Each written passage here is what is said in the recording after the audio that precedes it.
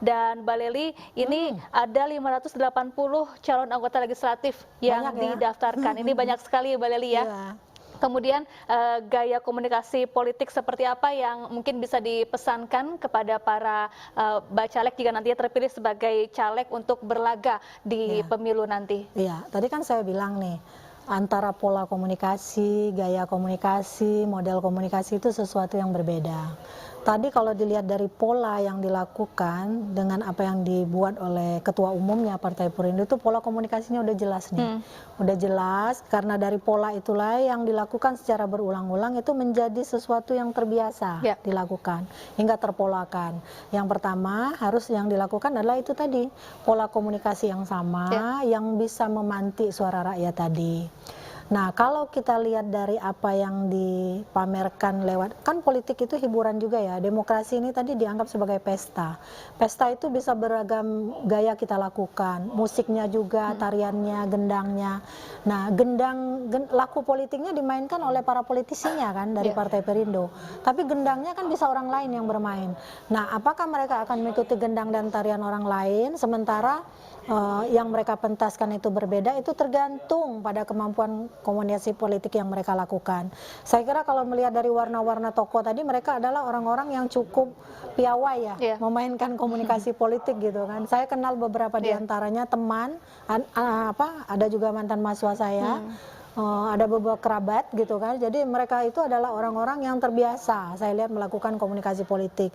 Nah, tinggal bagaimana, karena persaingan dalam politik itu kan tidak bisa diprediksi sedemikian rupa, karena selalu ada perubahan atau dinamika politik yang sulit kita terka, maka mereka harus terus belajar, harus terus melakukan pendekatan kepada rakyat. Jadi itu tadi ya, jadi jangan menciptakan gaya komunikasi yang berjarak dengan rakyat, terutama di konstituen pemilih di daerah pemilihannya. Ini yang jauh lebih penting. Jadi jangan karena hanya sudah menjadi caleg, lalu kemudian seolah saya ini caleg Perindo loh gitu kan, lalu kemudian gaya komunikasinya berubah. Nah, itu tidak boleh terjadi. Jadi mereka tetap mengutamakan saya adalah calon wakil rakyat, dan ketika nanti saya terpilih, komunikasi antara yang memilih dan yang dipilih pasti tidak akan selesai. Seharusnya kan biasanya selesai ketika yang dipilih terpilih. Mereka harus meyakinkan rakyat seperti itu. Ya, Mbak Lely, kalau tadi kita simak kutipan pidato politik dari Haritanu Sudibyo di Taman Suropati menyampaikan bahwa Partai Perindo ini merupakan partai yang inklusif, yang harapannya bisa diterima oleh seluruh kalangan masyarakat Indonesia. Namun kalau kita berkaca ke pemilu sebelumnya, ini masih ada yang namanya politik identitas, kemudian gempuran hoax, kampanye hitam, dan lain sebagainya. Lalu bagaimana kemudian Partai Perindo bisa mempertahankan inklusivitasnya untuk bisa diterima oleh seluruh kalangan masyarakat di tanah air? Iya, tadi kan seandainya nanti menggunakan media komunikasi politik yang ketiga, media massa, terutama media sosial, mereka jangan ikut terjebak dalam pola alur pemecahan publik yang sedemikian rupa. Tapi mereka harus membangun optimisme di tengah keterbelahan itu, karena mereka sendiri sudah mencerminkan dari caleg-calegnya berwarna-warni ya. Artinya tidak boleh ada dikotomi bahwa kami hanya kelompok ini, kamu kelompok itu, tidak boleh ada itu. Jadi dan itu sudah tercermin dari apa yang dikatakan oleh ketua umum partainya, maka itulah yang dibawa ke lapangan nanti oleh para kader, sehingga mereka tidak terjebak dalam arus dikotomi yang memecah publik tadi. Dan ini percayalah, rakyat Indonesia itu sebenarnya tidak suka yang bersifat identitas, tapi kalau lokal oke lah ya, tapi secara keseluruhan rakyat Indonesia itu secara umum tidak suka yang mereka itu sukanya nasional, sesuai dengan nama partainya kan, Partai Indonesia. Ya kan, jadi ini partai ini bagi kita, bagi caleg gitu harusnya diyakinkan begitu. Mereka ke bawah harus mengalir begitu, bagi kita adalah warna diri kita. Maka apa yang kita lakukan, komunikasi politik kita, persuasi politik kita, misalnya komunikasi interpersonal yang kita lakukan harus mencerminkan identitas itu. Jadi tidak ada warna dikotomi apapun gitu. Baik, Mbak Lely, ini kalau kita lihat dari hasil survei terakhir, ini ada beberapa lembaga survei, diantaranya lembaga survei nasional yang menyebut atau hasil survei mereka menghasilkan bahwa elektabilitas Partai Perindo ini 5,1%, bahkan mengalahkan Partai Amanat Nasional dan juga P3. Kemudian sebelumnya dari PWS juga hasil surveinya menunjukkan Perindo memiliki elektabilitas 5%, berada di papan tengah bersama Nasdem, PKB dan juga PKS, dan bahkan unggul dari PAN dan juga P3.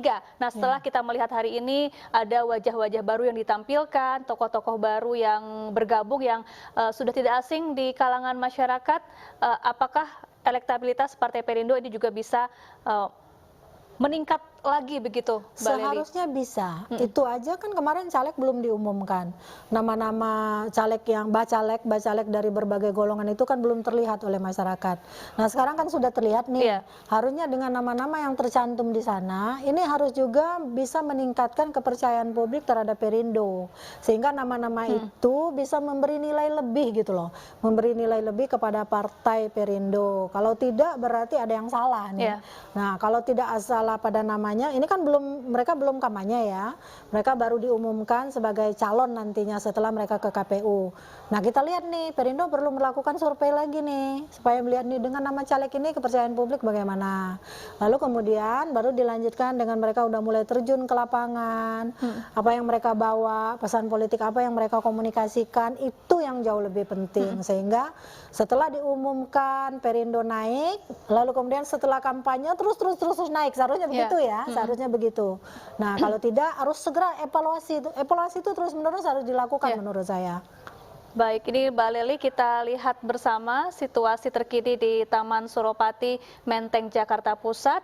Setelah mengikuti pesta rakyat di sana, ini iring-iringan Partai Perindo, tepatnya iring-iringan bakal calon anggota legislatif yang akan mendaftarkan diri, akan bersiap untuk bergerak menuju ke kantor KPU Pusat. Dipimpin langsung oleh Ketua Umum Partai Perindo, Haritanu Sudipyo, beserta istri Liliana Tadu Sudipyo.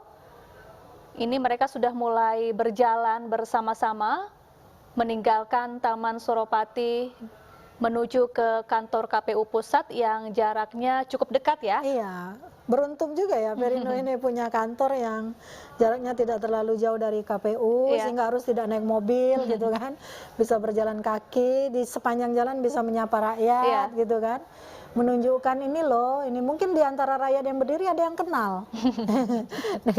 Karena wajahnya tidak asing ya. Tidak asing gitu kan. Baik, ini mereka sudah mulai berjalan menuju ke kantor KPU Pusat, mendaftarkan 580 bakal calon anggota legislatif untuk nantinya bertarung di pemilu 2024.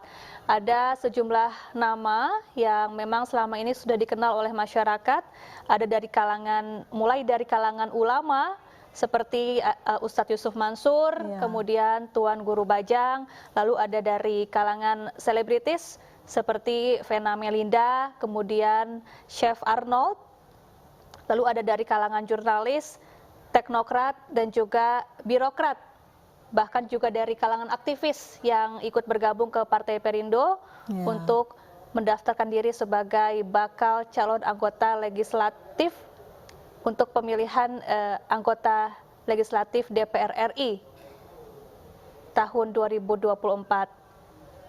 Mars Partai Perindo juga dikumandangkan oleh iring-iringan selama perjalanan dari Taman Suropati menuju ke kantor KPU Pusat. Setelah tadi pemirsa juga digelar pesta rakyat di Taman Suropati, ada 16 gerobak yang menyajikan beragam hidangan Nusantara yang bisa dinikmati secara gratis oleh masyarakat yang hadir, di mana 16 gerobak ini menunjukkan nomor urut Partai Perindo, yakni nomor urut 16 di pemilu 2024. Kemudian adapun gerobak ini menunjukkan kepedulian Partai Perindo terhadap rakyat atau usaha kecil. Karena kita tahu Mbak Lely dan pemirsa selama ini memang Partai Perindo sudah seringkali giat melakukan atau memberikan bantuan kepada masyarakat menengah ke bawah, mulai dari bantuan modal usaha, gerobak untuk berjualan, bahkan sampai kepada pendampingan hukum, Mbak Lely, kepada masyarakat yang membutuhkan bantuan atau pendampingan yang berhadapan dengan kasus hukum, juga didampingi oleh kader-kader Partai Perindo di sejumlah daerah. Nah, sebenarnya semua simbol-simbol itu kan bisa dibunyikan oleh kader-kader apalagi gerobak itu bertuliskan lambang partai, nama partai, dan seterusnya ya. Tinggal bagaimana mereka nanti melakukan pendekatan kepada masyarakat secara lebih masif lagi ya. Karena masa-masa menjelang kampanye itu juga merupakan masa yang urgen ya untuk memperkenalkan diri mereka secara politik. Jangan tiba-tiba muncul di panggung kampanye. Mereka nggak kenal siapa dia. Tadi beberapa mantan, memang beberapa tokoh yang udah dikenal itu cukup diuntungkan dengan positioning mereka sebagai orang yang pernah terlibat di berbagai ranah panggung-panggung pertunjukan gitu kan, entah itu dari ICW saya lihat dan sebagainya.